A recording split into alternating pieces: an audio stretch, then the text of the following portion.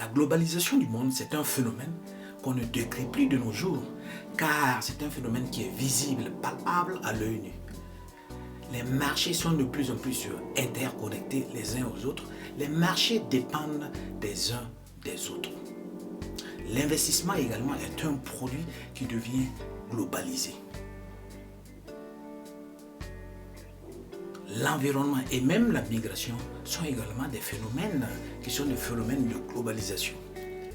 Les marchés sont interconnectés. Déjà vers le 15e siècle, on voyait déjà cette interconnexion entre les différents pays. L'interconnexion qui partait justement de la route de la soie.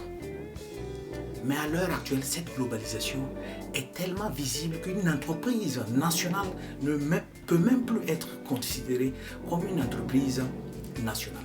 La Toyota, qui lors du phénomène des dragons d'Asie, la Toyota était produite. La Toyota, c'était une voiture japonaise. La Toyota était produite pour desservir principalement le marché américain. Et pour arriver devant le citoyen américain, la Toyota aura des pièces qui seront produites par exemple en Chine, qui seront produites au Mexique, et même partiellement assemblées au Canada, et finalement va arriver aux États-Unis, où cette voiture sera totalement assemblée. Donc cette compagnie japonaise qui était nationale devient une compagnie multinationale de corporation. C'est comme s'il y a toute une chaîne avant que la voiture ne sorte définitivement de l'usine. L'investissement, c'est un phénomène également global, car pour rechercher des fonds, il faut aller sur le marché global. Le Mexique, à un moment donné, qui était devenu un hub de production commerciale, avait des produits qui intéressaient les États-Unis. Donc, ils ont signé un accord entre ces deux pays, un accord de libre-échange, car le marché mexicain était très intéressant, pouvant produire des produits qui étaient à des prix très appréciés, car sa monnaie était ancrée sur le dollar. Il y avait une certaine parité entre le dollar et le Mexique. Le pesos mexicain, c'est une monnaie qui connaît des inflations. Et après justement la signature de cet accord, l'inflation est arrivée, boum. Donc la monnaie n'est plus intéressante pour les différents investisseurs.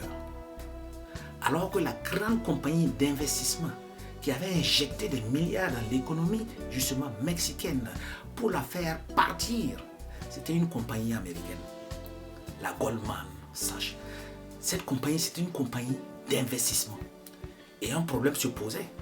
Les Mexicains commençaient à devenir insolvables, car les consommateurs avaient emprunté beaucoup de crédits pour soutenir et maintenir leur niveau de vie.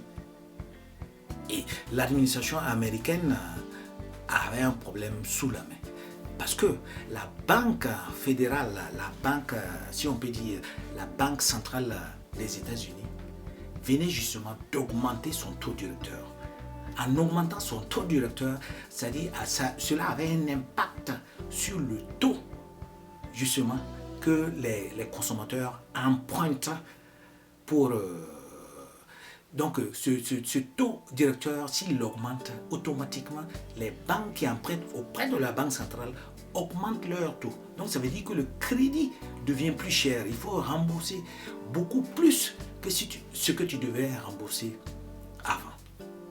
L'inflation, taux directeur, les Américains étaient obligés d'injecter 19 milliards de dollars dans l'économie mexicaine. Et c'était au moment de l'administration de Clinton, Bill Clinton. Mais en réalité, ça c'était une manœuvre déguisée pour sauver leur compagnie d'investissement. Sinon, cette compagnie d'investissement partait en ruine. Cette compagnie d'investissement qui a beaucoup de capitaux, et ces capitaux sont constitués principalement de l'épargne des Américains. Et si les Mexicains n'arrivent pas à rembourser le crédit qu'ils ont pris auprès de cette compagnie, si les Mexicains deviennent insolvables, automatiquement cette compagnie est insolvable et l'épargnant américain a beaucoup de problèmes. D'où les 19 milliards pour sauver l'économie mexicaine qui en réalité c'était pour sauver la compagnie d'investissement. la migration devient un phénomène global.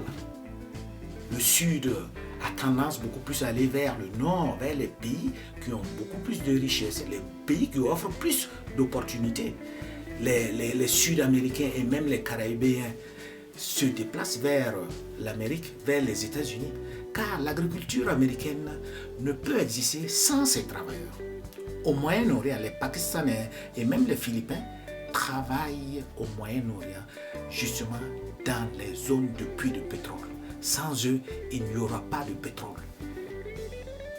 C'est un phénomène global. Le Sud est beaucoup plus jeune, donc la jeunesse a tendance à aller vers le Nord où la population devient de plus en plus vieille. Les Africains se déplacent principalement vers l'Europe, les Sud-Américains principalement vers les États-Unis. Donc ce phénomène, c'est un phénomène global. Autour de 65, on a estimé, autour de 2000, on a estimé à plus de 120 millions de migrants dans le monde. Et ça, c'est un gros chiffre. Un grand gap existera entre la production et la consommation. Et naturellement, l'environnement doit être touché parce qu'on pollue de plus en plus. Pour produire, il faut polluer l'environnement. La flore, la faune, tout ça, c'est pollué. Au XVe siècle également, on avait vu les Chinois qui ont commencé à abattre des montagnes, qui ont dévasté totalement la faune et la flore, justement, qui ont repoussé même l'éléphant de son habitat naturel pour de grandes plantations, parce qu'ils devaient produire la soie. Donc il fallait planter le mûrier. Principalement, c'est la plante dont le ver de soie se nourrit. Et plus tard, on va filer justement la soie, on va tirer la soie justement de ce ver. La migration, l'environnement est touché. L'effet de serre est de plus en plus prononcé.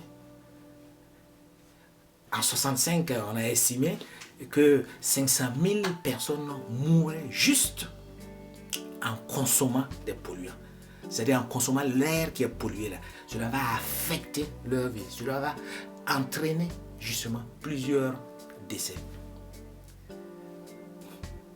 Mais peut-on se développer sans pour autant toucher à la nature? Est-il possible d'avoir un niveau de vie très élevé, le niveau de vie que nous voyons et que nous connaissons aujourd'hui, qui demande beaucoup de destruction de l'environnement?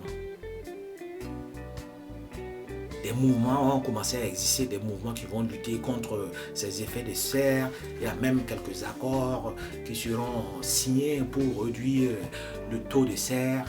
Des mesures dans différents pays sont prises. Il y a des journées, par exemple, qui sont considérées no smoke et tout ça. Pourquoi? Parce que la voiture que vous voyez, la voiture produit. La voiture, en dégageant son gaz, détruit également l'environnement.